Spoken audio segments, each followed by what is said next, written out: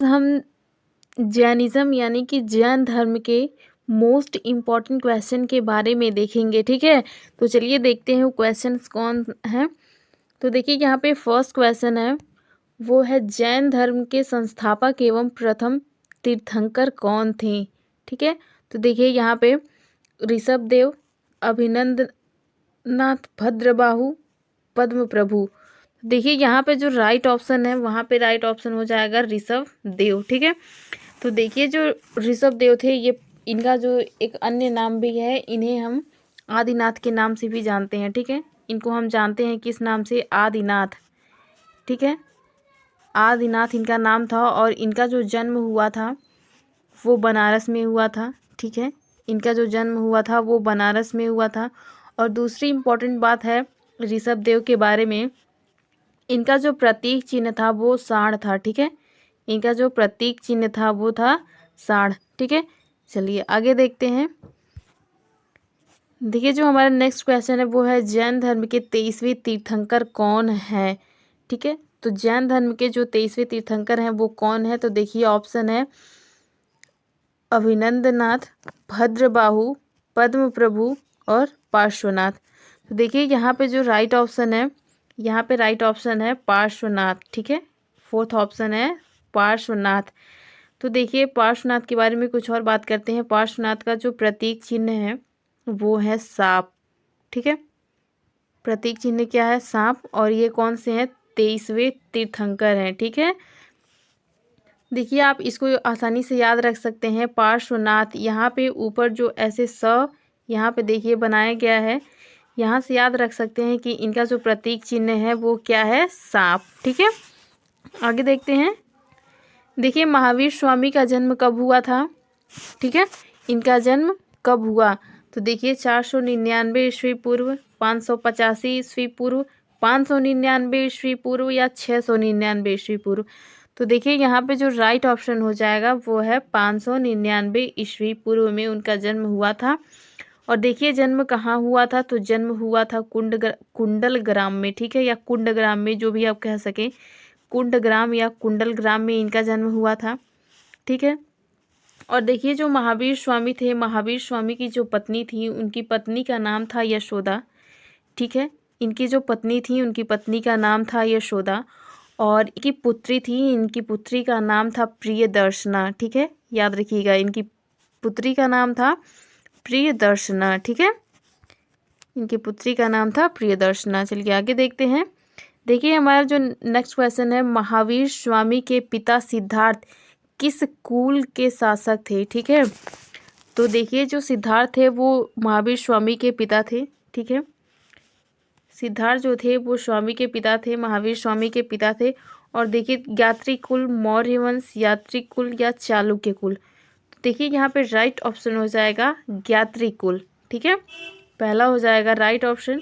ये यात्री कुल में ये राजाओं के खानदान से थे, आप कह सकते हैं। ठीक है, जो महावीर स्वामी थे। ठीक है, और देखिए इनकी जो पत्नी थी, यानी कि ये सिद्धार्थ यानी कि जो महावीर स्वामी थे, इनकी माता कौन थी, इनकी जो माता थी उनकी माता का नाम था त्रिशला।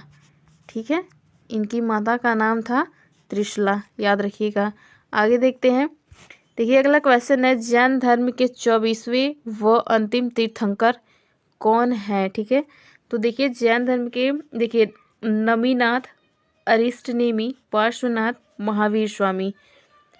तो देखिए जो जैन धर्म के 24वें वो अंतिम तीर्थंकर हुए थे वो थे महावीर स्वामी। कौन थे, वो थे महावीर स्वामी। ठीक है, और देखिए जो महावीर स्वामी थे इनका जो प्रतीक चिन्ह था, ठीक है, ये महावीर स्वामी का जो प्रतीक चिन्ह था वो था सिंह। ठीक है, क्या था, सिंह, या फिर आप कह सकते हैं शेर। ठीक है, चलिए आगे देखते हैं। देखिए अगला क्वेश्चन है, महावीर स्वामी की माता किस लिच्छवी राजा की बहन थी। ठीक है, तो देखिए यहाँ पे ऑप्शन है, फर्स्ट है पद्म प्रभु, ऋजुपाली, राजा चेटक या चंद्रगुप्त मौर्य। तो देखिए ये जो थी वो राजा चेटक की बहन थी। ठीक है, किसकी बहन थी, राजा चेटक की।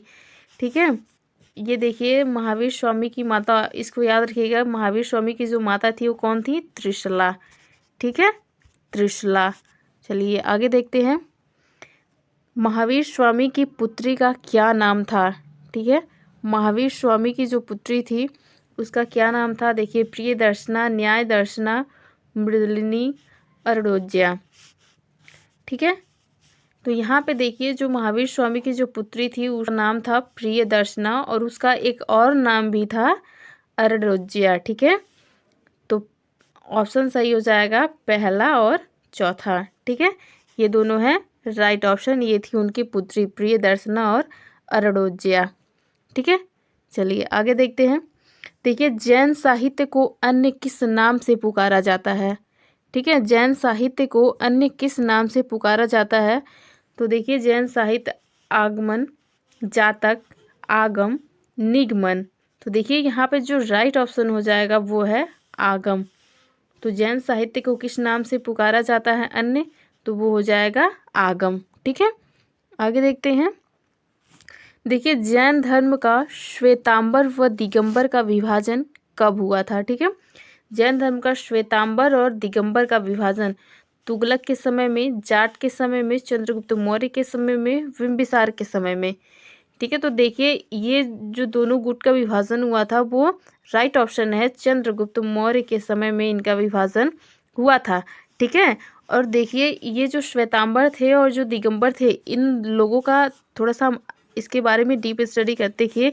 इन लोगों का जो विभाजन हुआ था वो 300 ईस्वी पूर्व में। ठीक है, 300 ईस्वी पूर्व में एक बहुत बड़ा अकाल आ गया था। ठीक है, उस अकाल के समय में जो श्वेतांबर गुट के लोग, जो गुट के थे और जो कुछ थे वो दिगंबर थे। श्वेतांबर जो श्वेत वस्त्र को धारण किए थे और दिगंबर जो नग्न अवस्था में रहते थे। ठीक है, तो इन दोनों गुटों में जो जैन धर्म के अनुयायी थे उन लोगों का विभाजन हो गया था। ठीक है, तो देखिए श्वेतांबर के जो गुरु हुए थे, ठीक है, जो श्वेतांबर के गुरु थे उसके गुरु को हम कहते हैं उसके गुरु को हम कहते हैं स्थूल भद्र। ठीक है, क्या कहते हैं? स्थूल भद्र। और जो दिगंबर का जो गुरु हुआ था, दिगंबर के गुरु को हम कहते हैं भद्रबाहु। ठीक है, इसको याद रखिएगा, इसके गुरु को हम कहते हैं भद्रबाहु। ठीक है, आगे देखते हैं। देखिए, महावीर के बचपन का क्या नाम था? ये तो बहुत ही आसान सा क्वेश्चन है। महावीर के बचपन का क्या नाम था? देखिए, जो महावीर थे उनके बचपन का नाम, देखिए, प्रियदर्शना, जामिली, यशोदा, वर्धमान। तो इनके बचपन का क्या नाम था? इनके बचपन का नाम था वर्धमान। ठीक है, चलिए यहाँ पे हम कुछ और बातें भी कर लेते हैं। देखिए, जो प्रियदर्शना थी वो महावीर की पुत्री थी। ठीक है, ऑप्शन को भी देख लेते हैं, ये उनकी पुत्री थी। और जमाली, तो जो जमाली थे वो इनके कौन थे? इनके दामाद थे। ठीक है, दामाद, किसके दामाद? महावीर स्वामी के दामाद थे। और प्रियदर्शना इनकी पुत्री थी। और यशोदा, तो देखिए जो यशोदा थी, यशोदा उनकी पत्नी का नाम था। ठीक है, तो यहाँ से देखिए कई सारे क्वेश्चन आप लोगों का तैयार हो गया होगा। देखिए, उनकी पुत्री जो थी वो प्रियदर्शना थी और जमाली जो थे उनके दामाद थे। यशोदा जो थी उनकी पत्नी थी और उनके जो बचपन का नाम था वो है वर्धमान। चलिए आगे देखते हैं। देखिए, अगला क्वेश्चन है, महावीर ने गृह का त्याग कब किया? ठीक है, 30 वर्ष में, 29 वर्ष में, 31 वर्ष में, 35 वर्ष में। तो देखिए, जो महावीर स्वामी ने जो गृह का त्याग किया था वो किया था, राइट ऑप्शन है यहाँ पे 30 वर्ष में। ठीक है, कितने वर्ष में किया था? 30 वर्ष में उन्होंने गृह का त्याग किया था। तो यहाँ पे कुछ हम और बातें करते हैं क्योंकि कन्फ्यूज़न हो जाता है। तो देखिए, जो भगवान बुद्ध थे, ठीक है, महात्मा बुद्ध थे, उन्होंने जो गृह का त्याग किया था वो 29 वर्ष की अवस्था में किया था। ठीक है, 29 वर्ष की अवस्था में। लेकिन यहाँ पे देखिए महावीर ने किया 30 वर्ष की अवस्था में। तो ये कुछ डिफरेंस है, याद रखिएगा। ठीक है, चलिए आगे देखते हैं। तो देखिए, अगला क्वेश्चन है, महावीर स्वामी को ज्ञान की प्राप्ति किस नदी के तट पर हुई थी? ठीक है, किस नदी के तट पर हुई थी?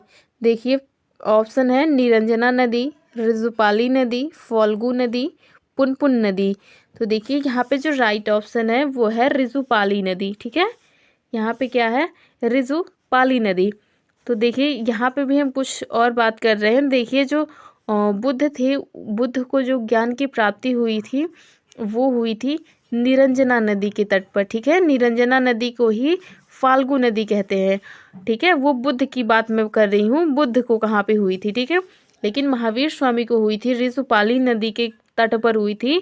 ठीक है, और कैसी हुई थी, किस देखिए एक वृक्ष के नीचे हुई थी। ठीक है, वृक्ष के नीचे हुई थी, और वो जो वृक्ष था वो वृक्ष क्या था, तो देखिए उस वृक्ष का जो नाम था वो था साल का वृक्ष। ठीक है, क्या था, साल का वृक्ष, इसको याद रखिएगा। ठीक है, चलिए आगे देखते हैं। तो देखिए नेक्स्ट क्वेश्चन हमारा जो है, उपवास द्वारा शरीर का त्यागत जैन धर्म में क्या कहलाता है।